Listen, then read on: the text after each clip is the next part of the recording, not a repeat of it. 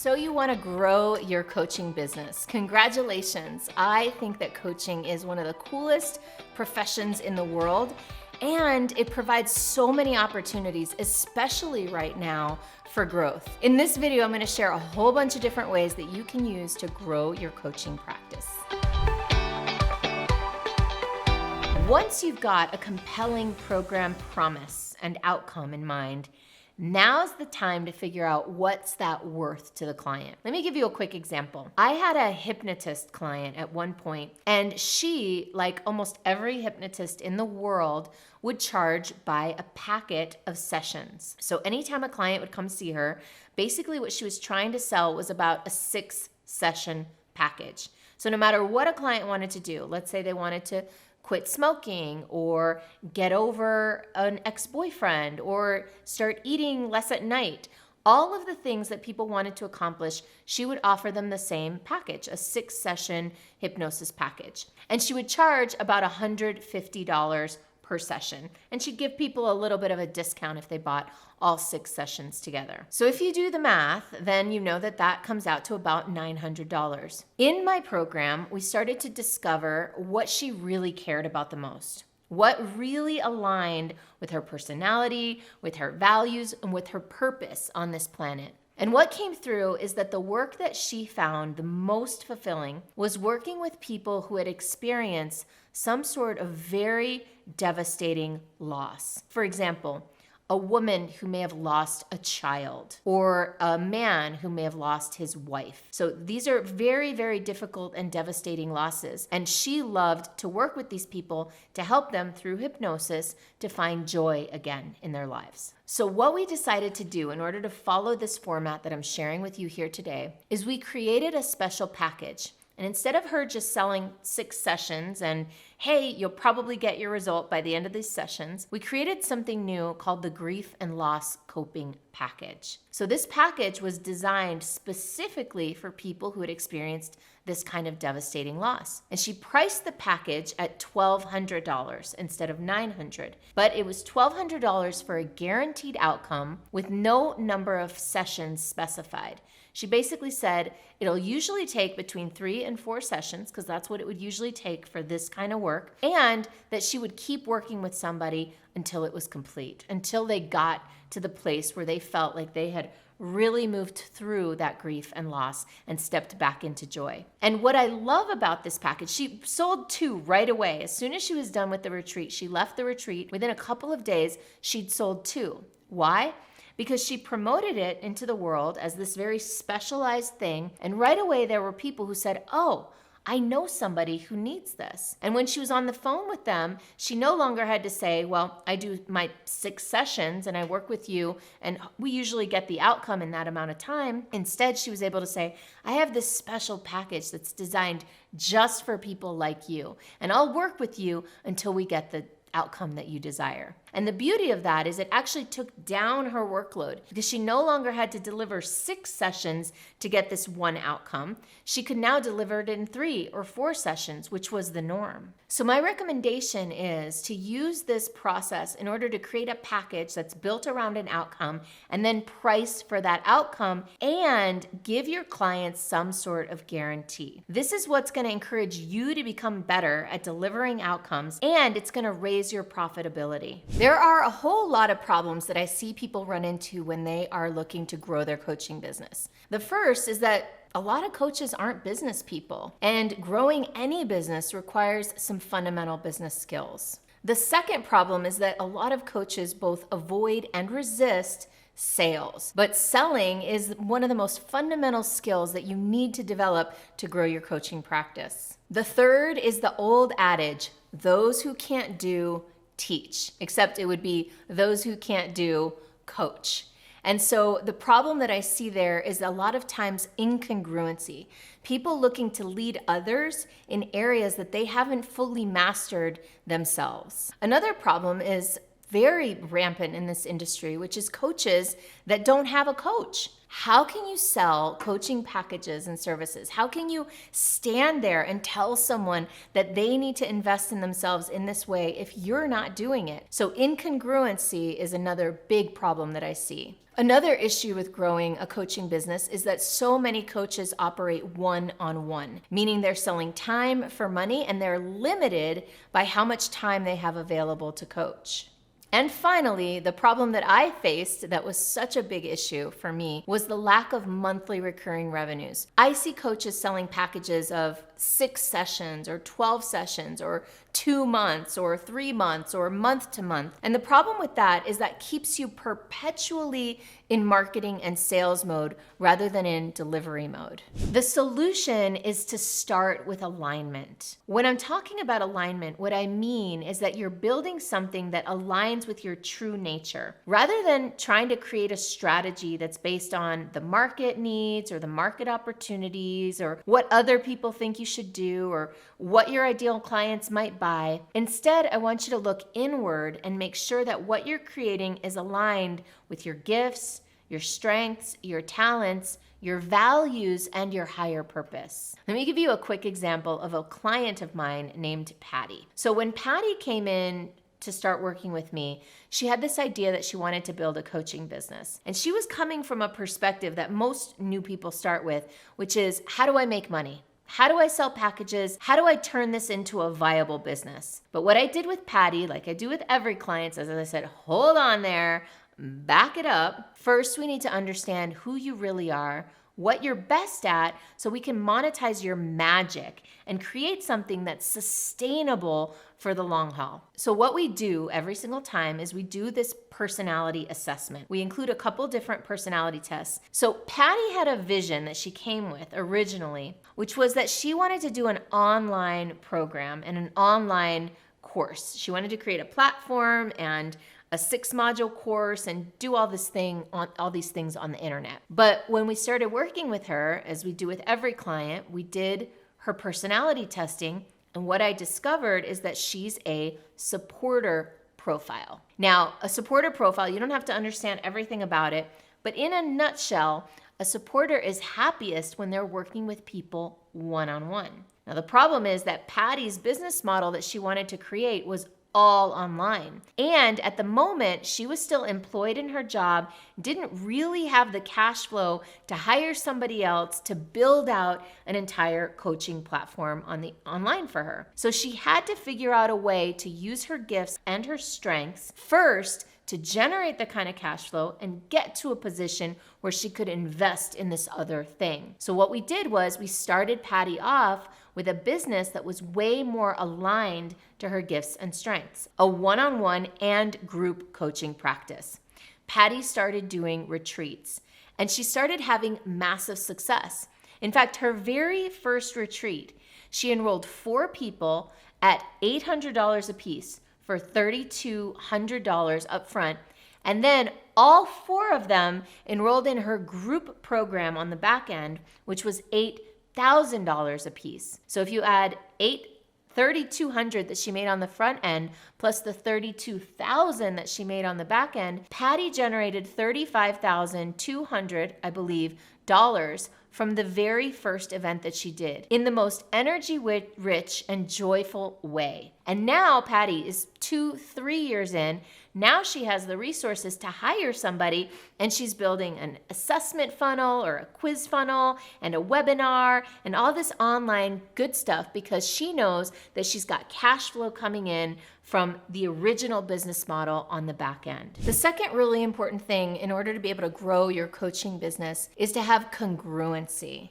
When I talk about congruency, I'm talking about it in a few different areas. The first area of congruency is that you be the example of what it is you're coaching people on. Now, that doesn't mean that you actually have to have done everything that your clients want to do, but it does mean that you have a level of embodiment of the principles and practices that you're endorsing for your clients. I can't tell you how many times I've seen someone come to me, for example, and say, I'm a business coach, but their business is struggling and they're not even at 6 figures a year. How can you coach someone in business if you haven't embodied yet what it takes to grow your own business. Same with health. Now, this one's more obvious. If you saw a coach that seemed really out of shape and unhealthy, coaching people in health and wellness, you would immediately ask, is this person congruent with the lessons that they teach? Do they even embody their own practices? The second area of congruency is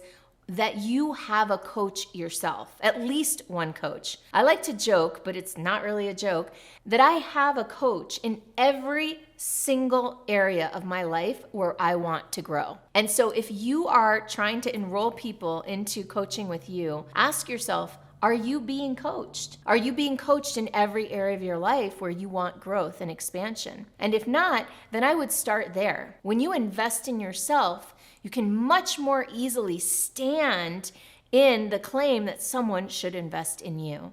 To grow a coaching business, in my opinion, you also need to have a compelling brand, something that attracts people to you and positions you as somebody of value and somebody who's trustable and credible. One of the primary ways you can do that, and by the way, parentheses, there are a lot of different things involved in this. I'm going to give you a resource in a moment. But one of the primary ways that you can do this is by focusing your attention on a niche audience or a specific ideal target audience.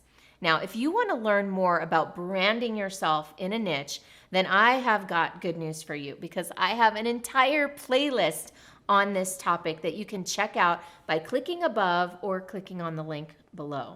The next thing that you have to look at in order to grow a coaching business is your business model. Now, I like to define your business model as the mechanism by which you turn your magic into money. And I'm not gonna go deep into it in this video because I have so many videos about coaching business models. And in fact, I invite you to check out my playlist up above and dive down that rabbit hole because there's so much there to watch. But in short, a couple things that I'll have you think about when it comes to business model is number one, creating a way to deliver your services so that you're not delivering them one-on-one, so that you don't have to spend more time to work with more clients. So one way to do that is by having a group model. That's what I do. So I have a group model and an event-based model so that I can work with multiple people at the same time. And even further, when 2, 3, 4, 5 years into my business, what I figured out kind of by surprise one day was that my people that have been with me 2, 3, 4, 5 years can come back and help me with the people that are in their very first year. So that's a way to create more leverage and more scale in your coaching practice. Another way to scale, another way to have a business model that scales is to do online programs and to create programs that you can create one time and then sell for a long time. All in all, one of the things that I look for in any business model, no matter what it is monthly recurring revenues. I call monthly recurring revenues the holy grail of business because when you make a sale one time and you collect for 12 months or 24 months or even 36 months, then you can focus more of your energy on delivering value rather than on constantly marketing and enrolling people. Growing a coaching business also requires marketing. Now, most coaches I know do not enjoy marketing, but let me tell you that there is a way to do it that's joyful and energy rich. And it goes back to my very first point. Alignment. Find ways of marketing that fill you up, that you enjoy, so that you're not forcing yourself to do marketing day in, day out, and rolling your eyes while you do it. So I'll give you an example. For me, I really don't enjoy writing very much. I can do it, but it's not something that I look forward to or that I desire to do all the time. So how do I do so many blog posts and email marketing and all of those things that I do every single day? Well, I do them by repurposing. And what that means is that this video that you're watching will get transcribed, and that transcript will turn into a blog post, an email post, even LinkedIn posts for the next several weeks or months. So I invite you to consider these 3 categories of marketing and try to find maybe one thing that you can do in each category. The first category is speaking. Speaking is one of the primary ways that from the very beginning I've been able to drive coaching business. And what that looks like is getting on others' stages to speak, but it can also look like creating your own stages to speak, creating your own workshops or seminars or virtual speaking engagements like webinars. The second thing to consider is publishing. Publishing is the written word. Now, you could publish a blog, you could publish a book, you could publish LinkedIn articles. There are lots of different ways to publish, and like I said, doesn't mean you have to love to write. You can repurpose your speaking into publishing, for example. The third way that I encourage you to explore marketing is broadcasting. What I'm doing right here, right now, is a form of broadcasting. I'm broadcasting my voice, sound, and video on YouTube. Another way of broadcasting is audio only, as in with a podcast. So find something that works for you to put your voice and or your video out into the world on a consistent basis. And again, remember that you can take that and then repurpose it into written content going forward. Now, I know most people, not everybody, really does not like this topic, but this is fundamental if you want to be able to grow your coaching business, and that is mastering the art of sales.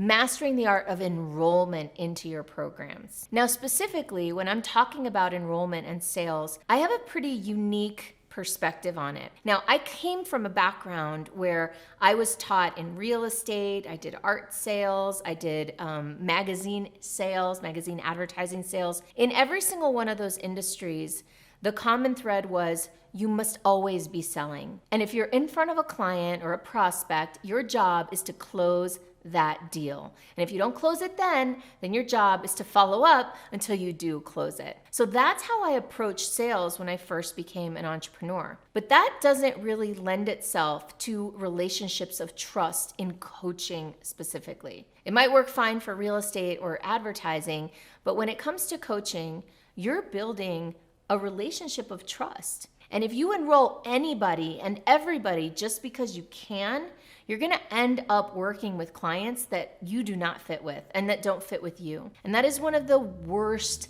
things that can happen. Now, I experienced it myself. There have been times where I had the opportunity to enroll somebody, even though the little voice in my head was telling me, "Oh, are you sure about this?" And I did it anyways. And every single time, I regretted it. So I highly recommend that you learn a way to sell that's not about forcing people or manipulating people or closing people just because they have money and they want to work with you, but rather instead focusing more on alignment. Is this person someone who I truly can serve at the highest level? Is this a person that I want to spend time with, that I enjoy working with? If you have a group model, is this someone who can hang with my group, who aligns with the group culture? So these are all really important considerations as you look at growing and scaling your business. Because a lot of times when people try to grow and scale, they just think more sales, close more deals. And instead, what I want you to consider is, number one, mastering the art of enrollment, and also consider raising your prices and raising the value proposition. So it's not necessarily only more clients that you're looking at, but also better quality clients for longer periods of time. And the last thing, and possibly the very most important thing when it comes to growing a coaching business, is your own mindset, your beliefs, and your behaviors. Often these are subconscious elements that are impacting your business and your life. And so what I've run into again and again with people is that they have a perfect plan. They have it all mapped out. They have the strategy on paper, but when it comes to implementing it, they get stopped. They don't make the calls to the prospects. They don't request the credit card when they make a sale, or they don't follow up and send the proposal. These are all ways that our subconscious mind sabotages us. We procrastinate, we avoid, we resist. We do this sometimes. We want the business, but at the same time, we kind of don't want to work that hard anymore. And so what I encourage you to do is ask yourself, where is the strategy not enough? Where is your mindset getting in the way of your growth? And how could you support that? How could you move through that? One of the ways that I recommend, and of course, if you're a coach, you get this, is mentoring. I have never in my life made significant rapid progress in an area without a mentor or a coach. And if you're trying to sell your coaching services, then it's fundamentally important that you walk your talk and that you yourself invest in a coach or a mentor. I have an awesome free gift for you, and it's brand new. I just recently put this together. It's my Superstar Business Assessment. You can get it at superstarbusinessassessment.com. And what it'll do is it'll help you identify from a brand perspective, a business model perspective, and a mindset perspective where you have gaps in your business and how to address those gaps. It's highly valuable. I use it with all of my clients, and now I'm giving it to you. Enjoy.